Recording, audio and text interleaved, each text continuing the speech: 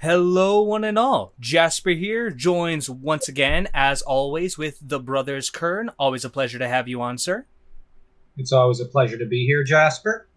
And as most of you probably could tell with the thumbnail and the title, this episode will be talking about mainly Corley's Velaryon, as well as just the Velaryon family in general. This will include Leonor, Rhaena, and all other members. We felt that while obviously many of these characters are fairly prominent, it wasn't enough to make a full-blown podcast for them individually, like Corley's and Reyna probably, but with the other characters not so much, so try and shoehorn them in as much as possible.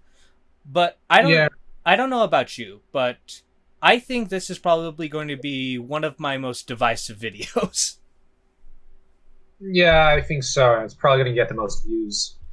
uh Maybe. I mean, my most viewed video is the one where I just rank all the kings of Westeros. But, No, it's probably going to be one that gets a lot of views, not the most views. That one's still the king of your channel. yep, that is true. But hey, a similar video to this one with a similar thumbnail is my third most view. But enough about that. So, Corley's Velaryon. Before we get to the controversial cultural aspects of the character, I'ma just say this. I did not care for Corley's in the books. In fact, there was a part of me that disliked him. How so? Well, he felt like, and I'm going to take a quote from Family Guy, he insisted on himself. Like, he was a character that was more prominent than he had any right to be.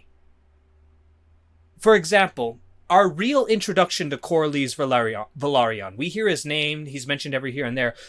But in Fire and Blood, the moment George decides to just shoehorn in all his backstory is during the Great Council, where they're deciding who's going to be the next king.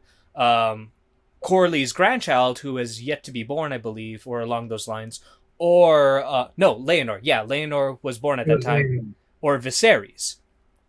And it's at this critical moment where I'm very interested of what's going to happen, where George just shoehorns all this bullshit about, yeah, Corley's all by himself made House Velaryon the richest house in the world, richer than the Lannisters. And how did he do it? Why, he bought a fuck ton of elephants and sold them. It's just, I do not care. There was nothing interesting or really that great about this backstory.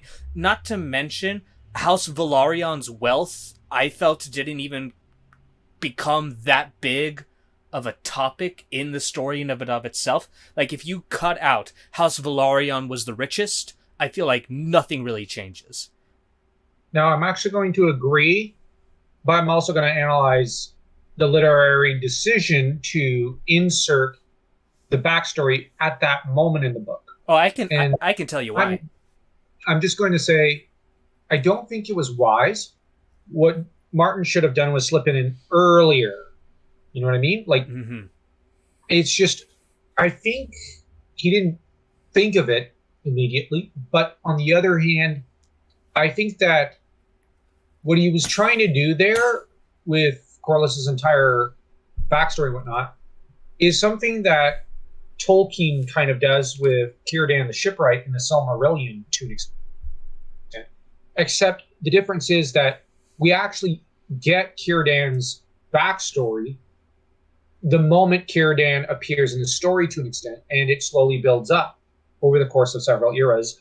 Now, Círdan is mentioned in Lord of the Rings, but in the Silmarillion, you gradually see the backstory unveiled because you're seeing in real time the events of the Silmarillion. But the initial backstory, like of what he was like when he was young, and then you get to see him grow old, if from a distance, because you see the narrative of other characters, and they make mention of Círdan and where he's at right now. But the thing with Corlys is that he suddenly dumped on us, and it might sound weird, and I know people are not going to like this about me, but I think this was a very naive thing from that Martin kind of did as a writer. Like, what he should have done was gradually bring it in. but he dumped it on people's laps when the kind of Corliss was already introduced, but he waited too long to dump it on us, and he should have dumped it on us earlier. But this is the problem: he dumped it too late, and I know people don't like hearing this sort of criticism, but in that by doing that, my thoughts were, oh, he's trying to be Tolkien light in that regard with the what he's doing there, and it's like, sorry, bro, you're not Tolkien. You can't really get away with that, or even Howard. You can't really get away with that. I'm sorry, but you can't really do that. And I know I'm going to get some heat for that, but it's just, I'm not trying to hate on Martin, but I do agree with you. My reaction was similar and was like, yeah, okay, I don't care. All right. So I think there's two issues with it. Not only is it introduced in probably a terrible point in the story, but it's also information that we don't need. And it goes into too much detail. I don't need to know all the intricacies of Corlys' trading and who he went and how far he sailed and whatnot in the detail that it went. I would have just been satisfied if it was introduced earlier and it said Corlys was able to make his health the wealthiest because he fearlessly sailed all the way to Yi Ti, something that no other Westeros house had done, and traded. And yeah, that's enough for me. I don't need the excruciating detail that he goes into with this character. Well, I'm going to say I like the excruciating detail, but I just think that it should have been introduced gradually. Here's my thing about the excruciating detail. It doesn't serve the story that we're going here. I don't know if you've watched it, but have you gone into the Last of Us show? No, I just meant, Jasper, that this should have been its own the excruciating detail should have been almost its own book, like the Rogue Prince. It's funny you say that because I didn't realize this when I first read it because House of the Dragon didn't come out yet, but I guarantee you George R. R. Martin wrote that bit to help sell a spin-off show, The Sea Snake, that focused around Corlys Velaryon. Okay. Because, and I might be remembering correctly, but there were a lot of titles and names that were dropped as possible spin-offs after House of the Dragon. One of them was 10,000 Ships, which I think was in conjunction with Nymeria. Another one was The Sea Snake, obviously in conjunction with Corlys, and there were others. But I think I remember hearing that those two were scrapped recently or put on the shelf, which I'm really sad to hear about 10,000 Ships. That was one story that I felt like would be perfect for a lot of different reasons in a spin-off series. But besides that, Corlys was one I did not care at all for and was not interested in for a multitude of reasons. And the book does not help my interest in that. I will say I'm also going to add one thing. I know this is going to be a really weird thought, and I know a lot of fans are going to think this weird, but I actually kind of wish that Corlys, or a character like him, maybe showed up in the Game of Thrones, like A Song of Ice and Fire era. And I'm not talking some Greyjoy pirate who just gets off on raiding and slaughter, but I mean, you know what I mean? So maybe a Velaryon who focused on, the sea. I do think that could have been interesting, but yeah, I know that's a weird thought. I almost feel that Corlys should have been swapped with Stannis and Stannis swapped with Corlys. Excuse you? My man, my mouse is on the hang-up section right now, the disconnect button. If you ever diss the Manus like that again, our friendship is over. I didn't mean to disrespect Stannis. I just think that... okay, how do I put it? I just think that the era of Dance of the Dragons would have been... I just think that it is an interesting era, but if Stannis was there, it would actually add more to the era. That's an interesting way to put it, but I can't say you're wrong or right. It's just like a shoulda, coulda, woulda, maybe alternate universe thing. Yeah, that's exactly it. But Uh, anyways, so, anyways, Stannis, I'm not trying to badmouth him as a character. Actually, I was trying to say that he's a good character. It's just um, his kind of no. This is this is the succession. This is the laws of the realm. Like that kind of obsessive honor side. I think it might have been interesting to have a character like that in A Dance of the Dragons. mm-hmm. Corlys, I know some fans will say he was like that, but he wasn't. It was more about his own ambition. Yeah. Stannis is an interesting situation. I mean, this video isn't about him, but you really do get the aspect of like he's going for the crown not because he's ambitious, but it's like I got it. It's the law. I don't have a choice in the matter. He's not trying to justify it. Honestly, I think Stannis would like if he could snap his fingers and find like a more legitimate person, he would. Well, no, that's not because that wouldn't be lawful. I don't know, but there's an aspect of Stannis that he's definitely pursuing his actions not for like pure ambition. It's just mostly duty for him. Whereas Corlys, very ambitious. Yeah, it's always been about his ambition. Mm-hmm. Now, so with that, so yeah, not a huge fan. Like I don't know that I don't hate Corlys. I just hate what he kind of represented.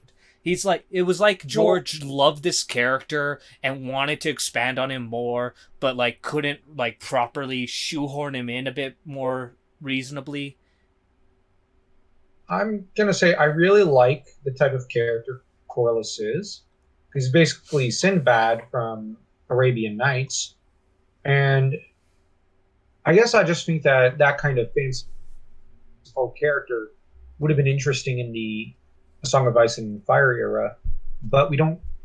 But anyways, but Corlys, with his ambition and whatnot, is an interesting character. But in the show, he's well played by his actor. His actor is clearly quite good. Yeah, I was actually really surprised. The actor is Steve Toussaint, and I have legit only saw him in like the Prince of Persia movie, which was garbage. He was okay in it, but that movie was garbage. So it was like really surprising for me to see him cast in the role. And on pure acting chops, I think he does an amazing job with what he's given. Yeah. Like honestly, his scene as Corlys with Daemon when they're sitting around the fire pit, or when they're sitting by the fireplace, that's probably his best showing in the entire show. I think he's got a few better scenes, but I do like that scene. Mm-hmm. I really like a lot of his scenes. Yeah. To be quite honest, this guy should be cast in more movies and shows. Yeah, I can definitely agree on that. Now, when it comes to like the book versus the show, it's a very interesting thing because with how much I dislike the book version, like the show could only really go up for me. Like I think it would be very difficult for the show to make Corlys worse. And the sad thing is, I think he is worse. How so? And this is getting into the controversial part, but the reason why Corlys and a lot of House Velaryon doesn't really work right now for me is because of the race change that they did with Corlys and all of his children.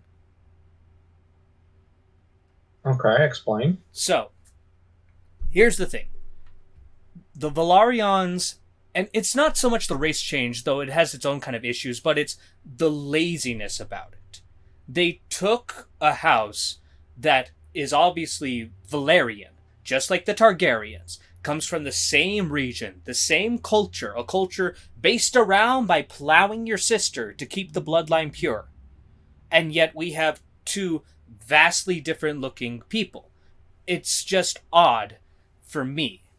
And they don't do anything to explain it. When I first saw the casting of Steve Toussaint, in my head I was thinking, okay, what they're probably going to do is make him half Velaryon, half Summer Islander. Because the Summer Islands, or the Southern Islands, is where, like, that's kind of like Africa, Westeros. That's where a lot of the black population is located. And yeah, the Summer Island is famous for their, like, sailors. They have some amazing pirates. They have some amazing shipwrights, all that stuff. That's kind of their kind of big claim to fame. There's some other things as well, as the fact that they all really like to fuck. But aside from that, like, the ships is the main thing. And I thought, oh, that's cool. They'll bring, like, the Summer Island heritage and use that as kind of like a justification of why Corlys was such an amazing sailor. And I was just like, there's potential here. This sounds like really good. They don't do that, though. Instead, House Velaryon is just black. All of them. And it's just always been that way. And it's just lazy. I don't like it, as well as I think the race swap brings up a lot of issues in regards to the mystery, quote unquote, with whether the Strongs are bastards or the Rhaena's first children are bastards or not. Because with the race swap, they're clearly bastards. And now, a lot of people say that, the kids being bastards doesn't matter because, like, the lords and whatnot and the characters, they would have likely chosen the same sides because it was really their own interest. I'm not going to spoil, like, which house sides with which family, but, a lot of marriage pacts, a lot of offers here and there. That was the main contributing of deciding who was going to fight for who, rather than any base loyalty or oaths. Yeah. So that I'm okay with that. I don't expect, like, a lot of the homes that originally sided with Rhaenys to be like, obviously bastards, I'm not siding with them. No. But I think this greatly and negatively affects the character of Corlys. Yeah, because the thing is, it's obvious these aren't his grandkids. And, okay, on that front, I'll actually say, I found the logic of him, like, of why he would still support them a little confusing. Yeah, it's horseshit. That's why.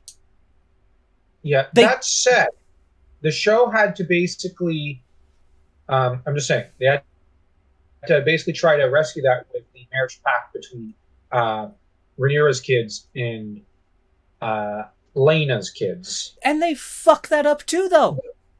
Yeah, because the amount of disrespect Rhaenyra's shown them, as well as, like, that part, like, because it's so obvious and she's disrespected them so poorly, it's just like, yeah, this ain't gonna go over very well. No, it blows my mind because it strikes me as the writers, obviously the writer's motivation in, casting Steve Toussaint, like, as great of an actor as he is, they wanted more diversity in the cast, and they looked to the Velaryons, really the worst house they could have picked, and decided to race swap them. It's like, okay, fine. But their motivations don't matter, Virtual signaling does not matter so long as what they did was good. Invincible did, like, the same thing, and it's still a fantastic show.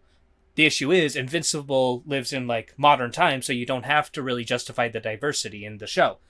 In a medieval setting, you kind of do, and they seem to just do everything they could to make this as jarring and unreasonable as they could.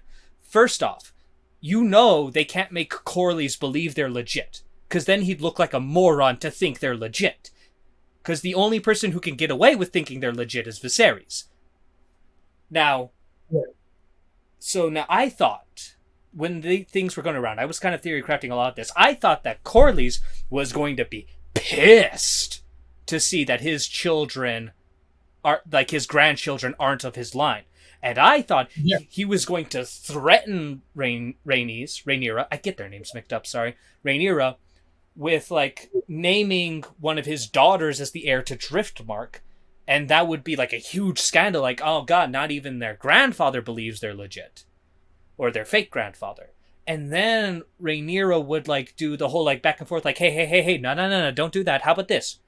I promise to wed my sons to your daughters, and when he takes the throne, he can keep the name Velaryon. And bam! That's how you get her keeping the support of Corlys despite all the bullshit that's been happening. Because not only does he get his blood on the throne, he gets his name on the throne.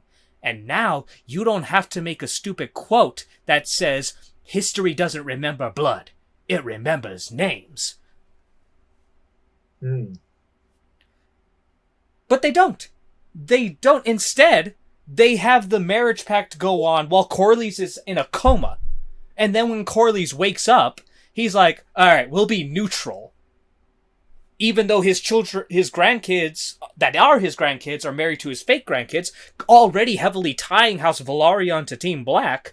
And what convinces him to keep fighting isn't that. It's his wife, Rhaenys, going like, nah, Rhaenyra, that's the queen we need to fight for. That's the good one. It's horseshit. It is absolutely horseshit. There were so many angles and twists and ways they could have made this good. But they didn't, because they're lazy fucks.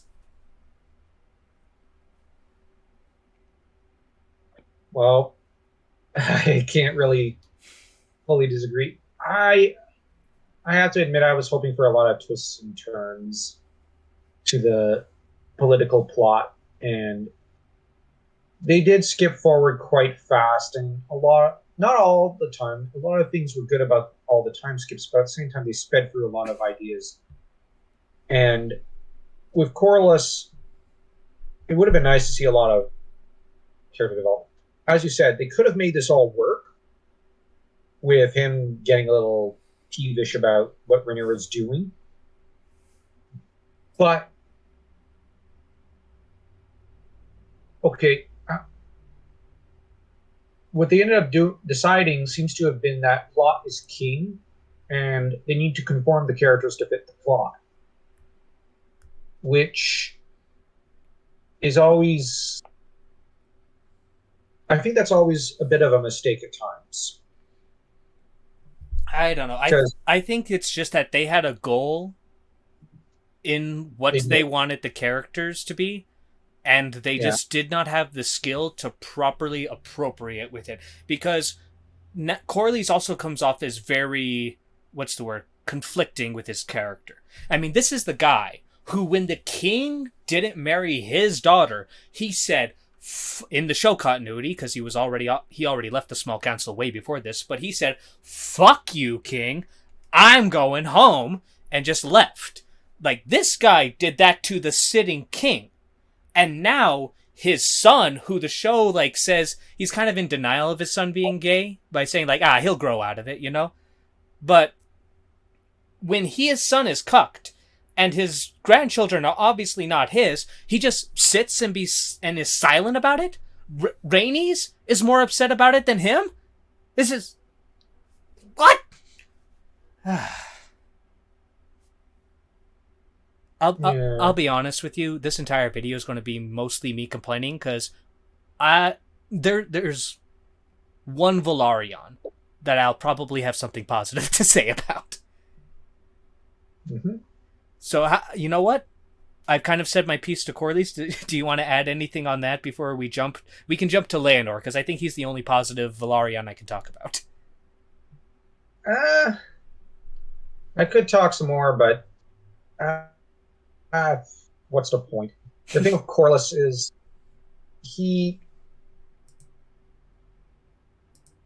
I'm just excited that and hopeful that they do get into a bit of the era after the war so that we can I can't talk anymore. I'm more interested in what comes in later seasons for his character at this point. Because they do have the issue of like Corlys' character is a bit more prominent once the war breaks out. I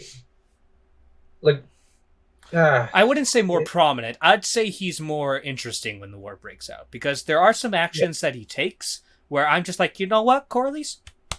Respect Corlys. But I'm just not a fan of how the show portrays him. I feel like it was just very lazily done.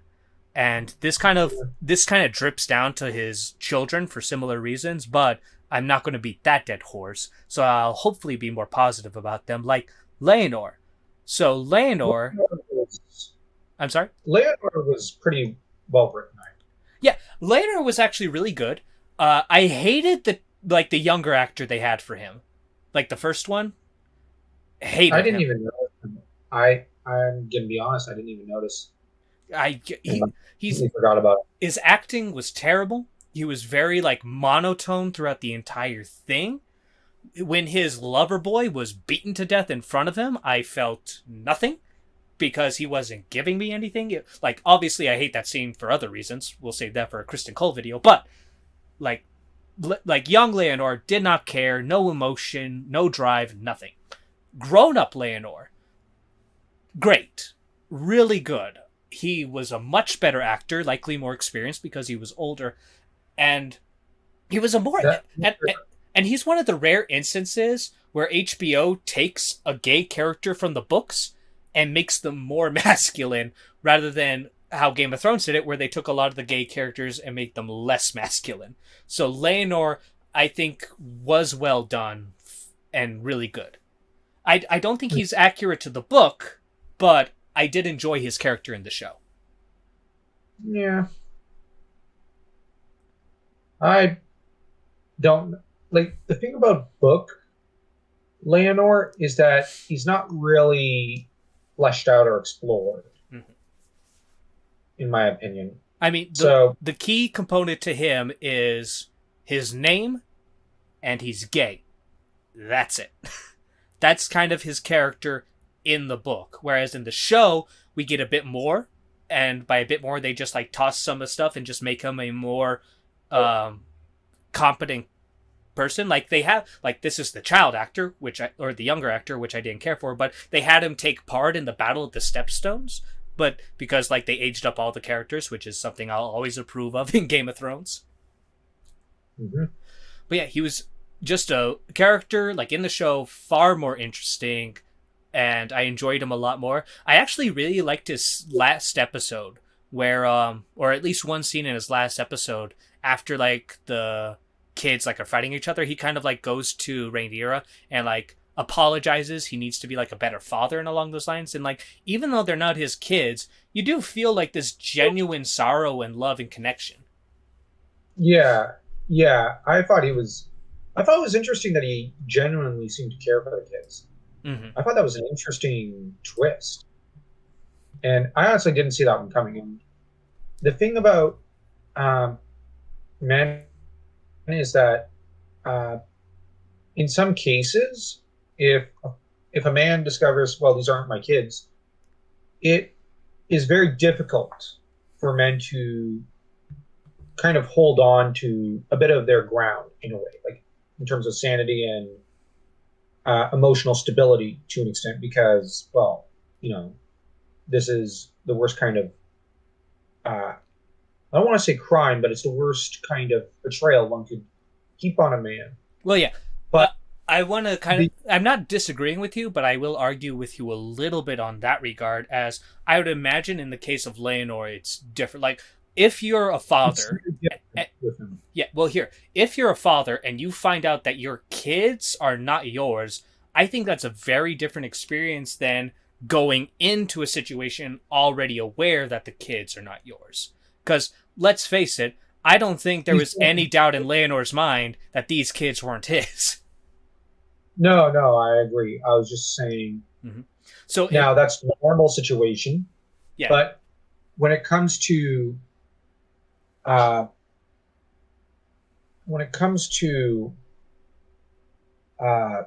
Leonor's situation, he knows they aren't his, and so he has the choice of either completely disconnecting, kind of Robert Baratheon style in a way, or doing the Ned Stark kind of thing. And he chooses the latter. And honestly, he agreed that they wouldn't be his kids to an extent, at least in the show, or at least like he knew there was a strong possibility they wouldn't be, and he accepted it. And he ended up, since he knows they aren't his, he's essentially the stepfather, and he's a really good stepdad to his stepkids. And it's like step parents is always a tricky relationship, and Leonor handles it like a champ. So yeah, I've got nothing but respect for him. Mm-hmm. Now, but his situation is very different from like Robert's, because Robert did not go in with the agreement, of the cuckoo bird, so to speak. Leonor did, so it's a different kind of thing. Mm-hmm. Definitely. Now, as much as I have enjoyed talking about Leonor in a positive light, I gotta become a negative Nancy again. Uh-oh. Sparing Leonor, keeping him That's not good. alive in the show. I do not like that at all. I Same. think this bring not only there's multiple things wrong with it. And we talked a little bit about this, I believe, in Rhaenyra's video, where her and Daemon orchestrating the fake death of Leonor is complete stupidity. And Leonor, Yes. like, it's just, it's not that I don't believe Leonor wouldn't do this. So this is more of an issue I have with Daemon and Rhaenyra rather than Leonor. I will say, though, that this brings up a lot of issues later in the series. Mhm.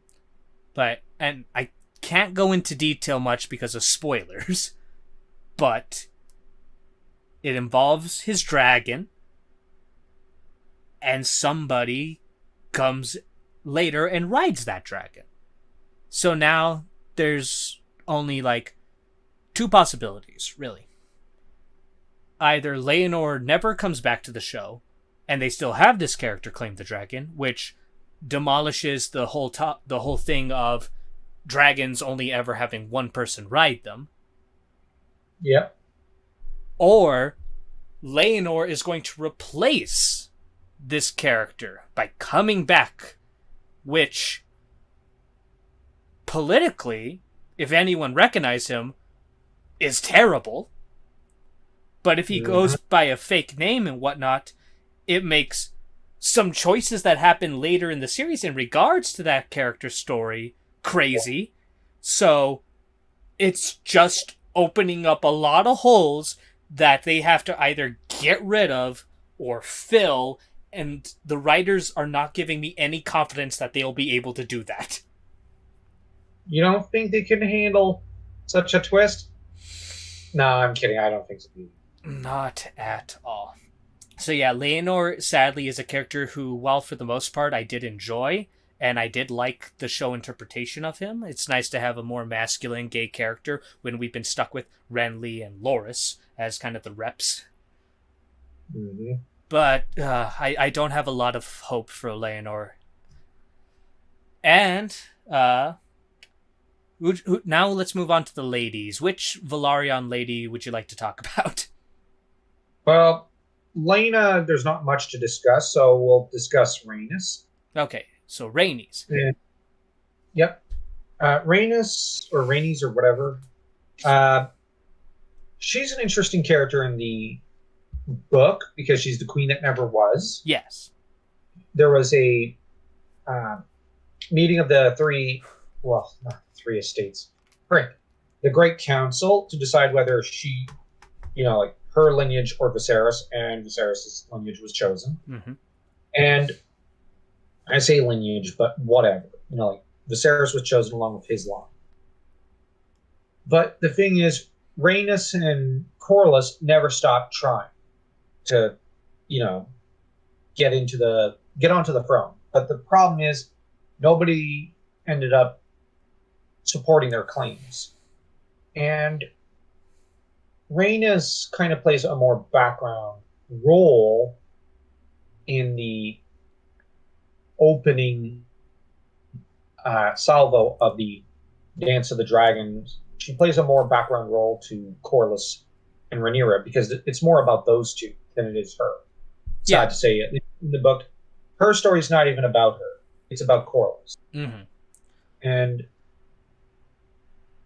yeah, that's where it is interesting, but it's also a little funny that, the show gave her a lot more to do.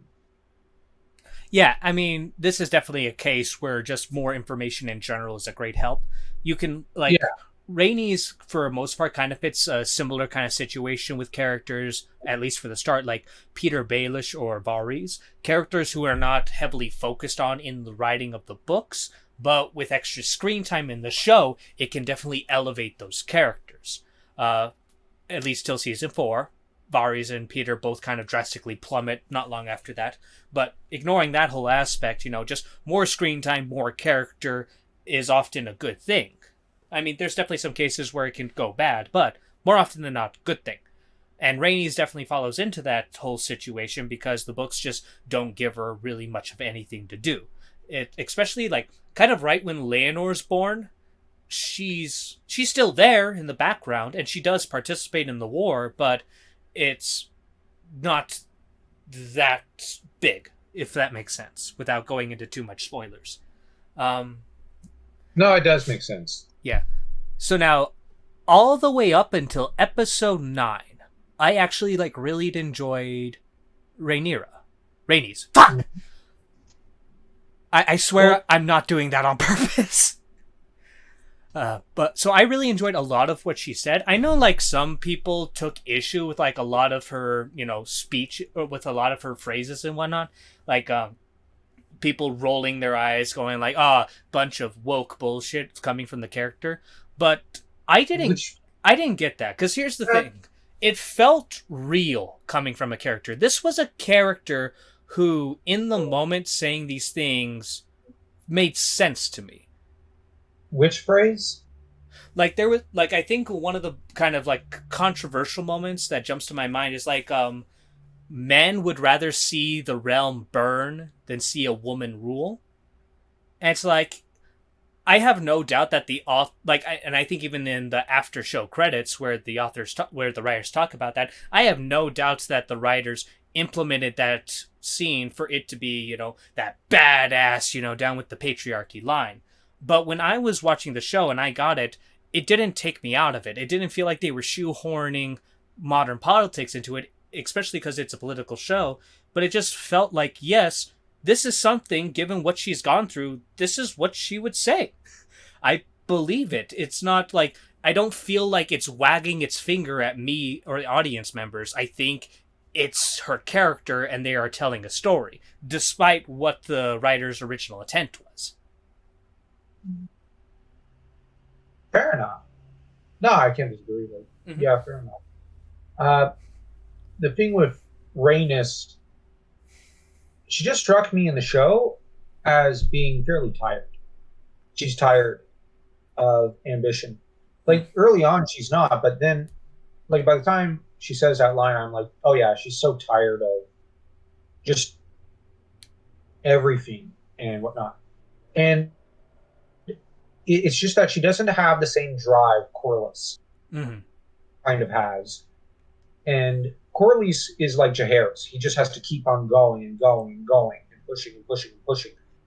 He's kind of in the modern term, he's kind of the corporate CEO type, which is to say someone who, he's never on vacation. He's always working. Yeah, workaholic. And, yeah, he's a workaholic. She strikes me as someone who is yeah, okay with that. But then 35 years down the road, she's can we just have one day off? Without scheming and scheming. Come on, we live on an island. Let's go to the beach. Yeah, and he just strikes me as, sorry, I have to let the dog out of the room. Yeah, no as problem. the sort who's what do you mean? Well, okay, we could go scheme on the beach. She's just oh, but that's the thing. That being said, to be quite honest, I completely forgot about that line as soon as I heard it. Mm-hmm. So I mean, that's why. The thing about that line is I believe the character will say it, but also we know that, when the war comes, that's bullshit, because a lot of people are going to be fighting for Rhaenyra. Yeah, and what's funny is that I ended up just thinking in regards to the line, no, it's, in hindsight, I don't think men would rather watch the realm burn than, whatever. I'm just saying, my opinion is, I disagree with her, but,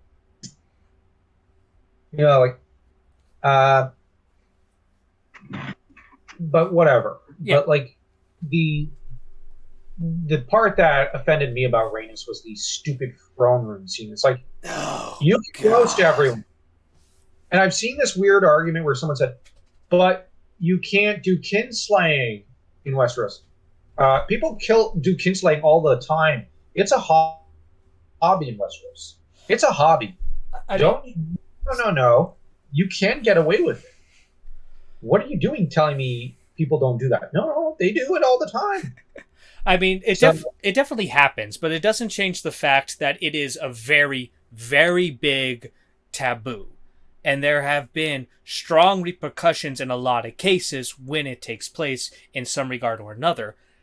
With but that, the characters do it. yeah, but here's the thing about that, for a multitude of reasons. If her goal wasn't to roast the Greens at that moment, why did she burst through the ground? We know, thanks to the first episode, there are other ways to get in and out of the dragon pit. Yeah. So, why didn't she take that route? Because, especially if her goal is to kind of avoid the war, and she hasn't officially picked a side, which is bullshit, then why make yourself even more of an enemy of the Greens by blasting through that and killing all those people? And then not roasting them. Like, Damon's response was great in the next episode where, like, you had the opportunity to kill them and you fucking didn't. And she's like, it's not my war to fight. Fuck you! It's been your war to fight for decades. Like, the minute your son married Rhaenyra, it was your war. Like, yeah, that was my mentality with that. And I was like, you know what? My thoughts were just, Daemon, when you cut Vaemon's head off, you cut the wrong person's head off. That was my thoughts. Like, no, we need to take her dragon, kill her, give her dragon to someone else. And with Corlys single, we can then remarry him to someone else so that, you can strengthen your network of alliances. We don't need her anymore. She's outlived her usefulness.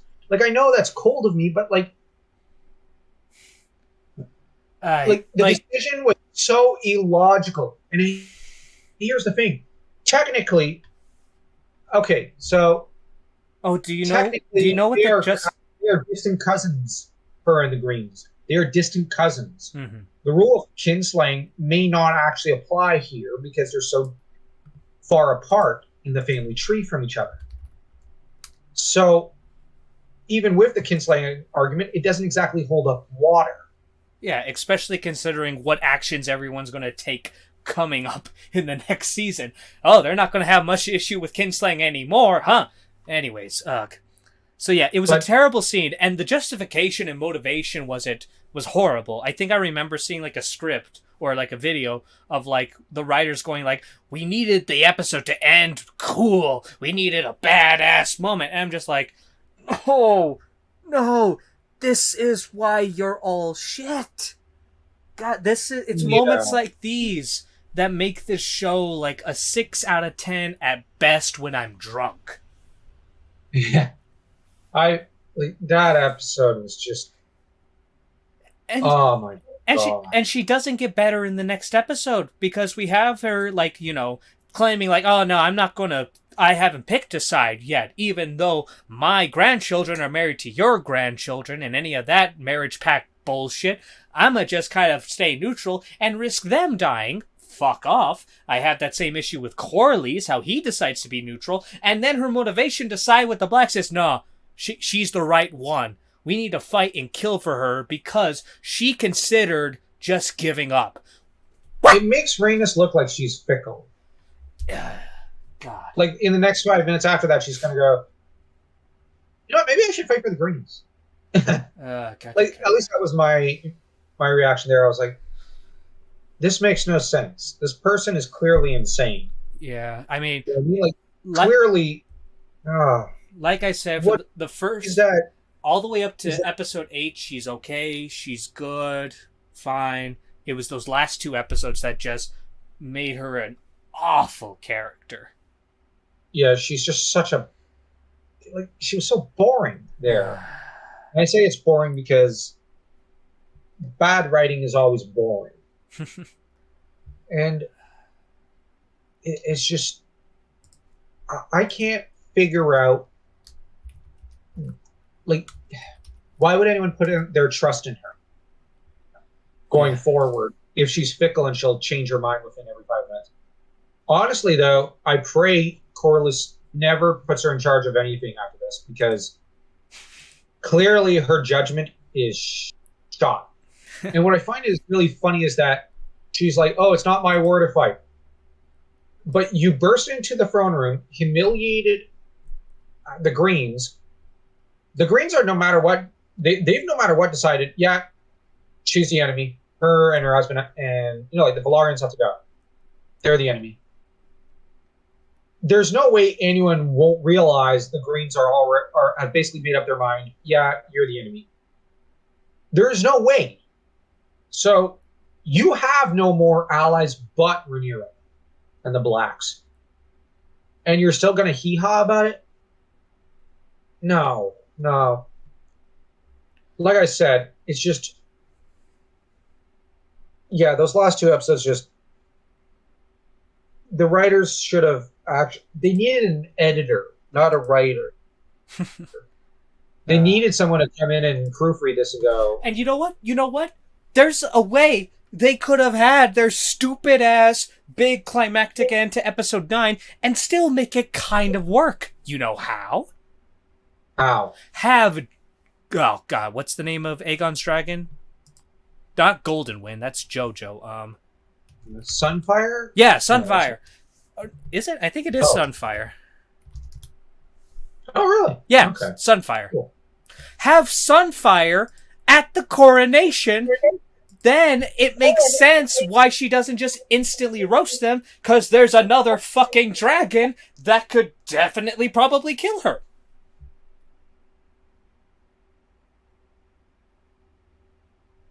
Yeah, I guess. Like, it's still garbage. It's still garbage, but it makes a little more sense. And arguably, more badass. Okay. Enough bitching about the bitch. Let's move on to Lena Velaryon. Really, the last... Who? Daemon's first wife. So yeah. I'm kidding. In the... She honestly, Lena had so little impact on me. Weirdly, I thought the child actress was better than the adult actress. I didn't care for either of them. Like, I didn't hate them, but I didn't really love them. But, I mean, I can't blame the actresses that much, because I just felt like there wasn't a lot to give them. Because here's the nice thing. In the book, she's not really a character. Like, she has descriptions of a character, she's got the bold, adventurous spirit of Corlys Velaryon, and, those kind of little tidbits, but we don't ever really dive into depth with her in the books, and that's the case with a lot of characters, just with how the book is written.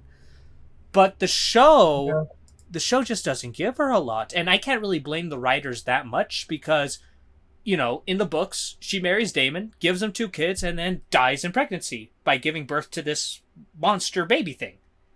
And yeah, what can you do with that? You can't do much with it. Yeah, I guess. I just didn't really, like, part of me wishes that there was more done with the characters so that she'd be more than just a walking womb. Yeah. As a character. Yeah, but I was actually surprised that they still had her death be that of miscarriage, because like one of George R. R. Martin's like kind of criticism, and this is one like he admits to, and he's not he agrees that it's a proper criticism and he wishes he'd done better, was the just multitude of miscarriages that women die by. Like, good God.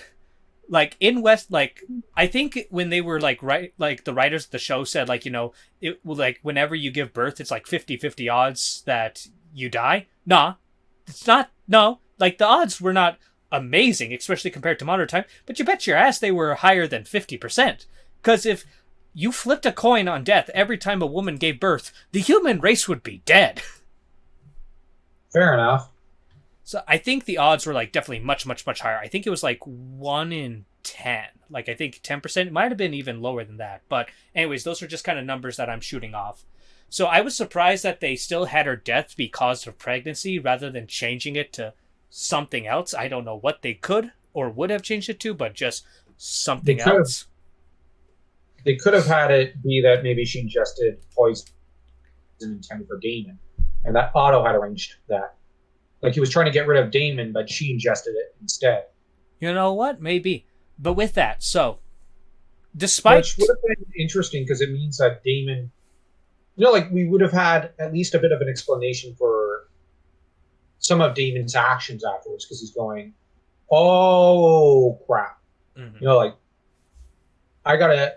Well, basically, Damon already considers the Greens his enemies, but here he'd be going.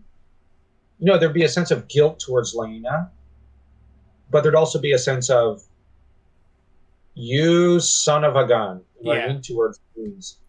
Yeah. And it would explain that maybe part of the he went in for political reasons and personal reasons with Rhaenyra, but he also went in with the idea of this would help him gain vengeance. Mhm. So, yeah, but with that though, there is obviously one real change that they did to her in the show. And like so many other of the changes involving the Velaryons, I think it is unadulterated shit. Which changed? Her death. I think how they handled her death was garbage, and if anything, it makes her into a terrible person for me. How so? So here's the thing. So in the books, she dies giving birth, and the baby is like a monster. It's like, and this happens with a lot of Velaryons, but it's like, it doesn't happen a lot, I should say, but it's happened at least twice that I can recall, maybe more. And it's weird that it's happened twice, but giving birth to these scaly, no, 3 times. I think it's happened 3 times. Anyways, giving birth to these like scaly, half dragon, half human abominations. And the baby always dies, and they are usually really fucked up afterwards or dead. And there was this just kind of sad, depressing atmosphere to her death as she gave birth to this monstrosity, and then she tried to climb the steps to ride her dragon one last time, but didn't make it. And yeah, that's tragic, that's sad. So what do? Well, first, they completely get rid of the idea that the baby's like a monster or anything along those lines. It's just a miscarriage. It's the same thing that happened in the first episode. Shit hits the fan. And when not the maester, but the doctor like person talks to Daemon, it's very much a mirror to what happened with Viserys and his wife. So what's her response to this? So this pregnant woman, who is like kind of halfway in the process of giving birth and bleeding, just gets up, sneaks away from like the nurses that are with her and the doctor and her husband, makes it all the way to her big fuck off dragon, and has the dragon burn her and the baby inside her to death. It's just, why? Why would you do this? It just makes her, to me, look like a horrible character. Yeah, because I definitely see why. And I have to admit, when I saw that scene, I was really confused as to why she decided to, let's. It was abortion suicide. Yeah. The dragon just like at the very least, if you want that scene, have her deliver the baby and the baby dies. Then she goes and kills herself like that. That would be fine. Yeah, that would have been much better, and it would have shown the depth of her grief at the death of her child. Mm-hmm. And it would have made her a much more tragic character. But the way they did it was just really, wow. It not only does it makes like it's illogical for me to believe that she was able to sneak away from everyone while pregnant, hobbling away. No one was able to catch up to her until it was too late. and the fact that, as far as we're aware, they make no mention of this, the child inside of her is okay, then she just gets burned. Now, there's also a third. You know what? There's another way they could have done this, which I think would have been amazing.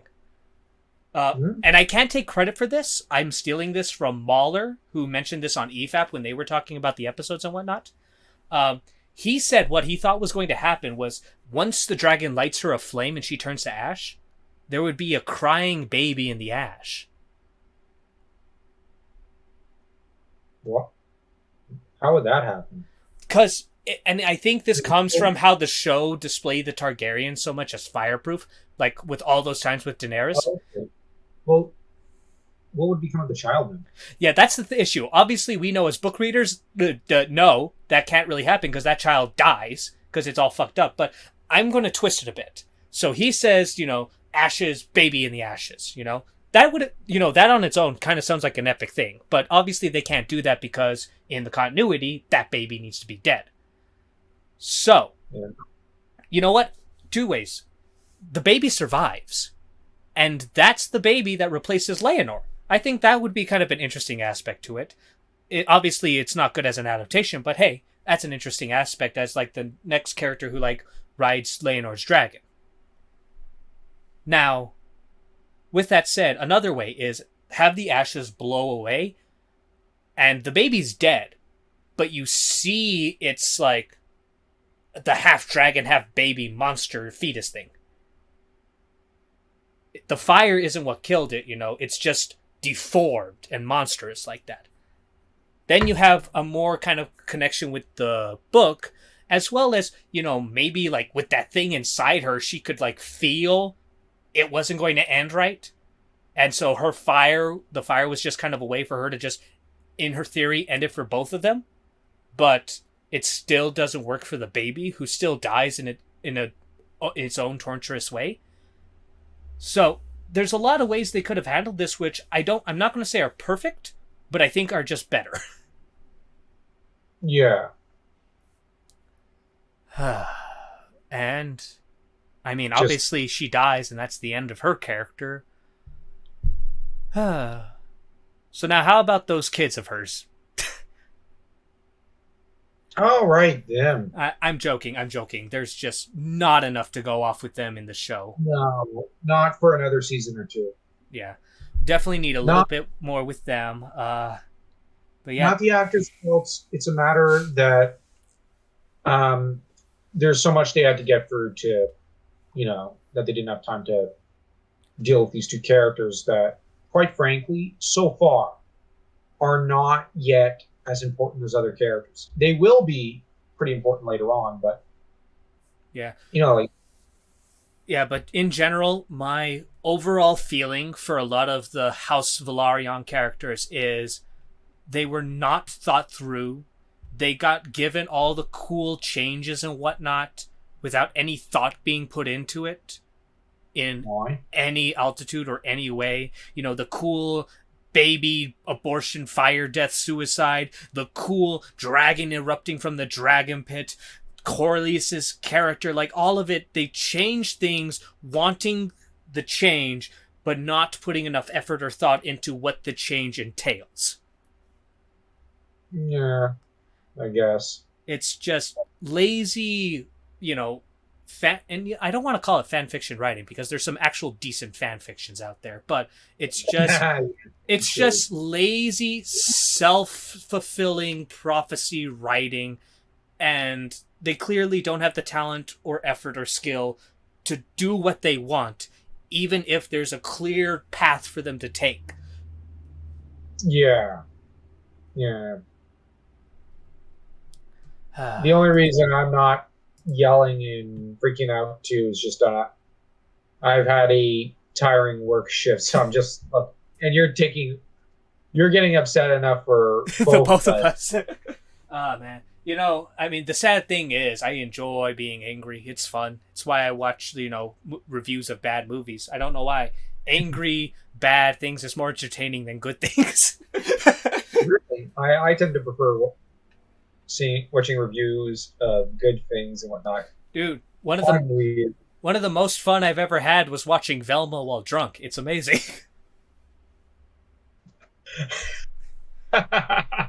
Dude, like hate like everyone like obviously I want good shows and I would rather not hate watch, but there is a beauty and an enjoyment to just hate watching something. When you get your friends, you all have a couple of drinks and it's fantastic.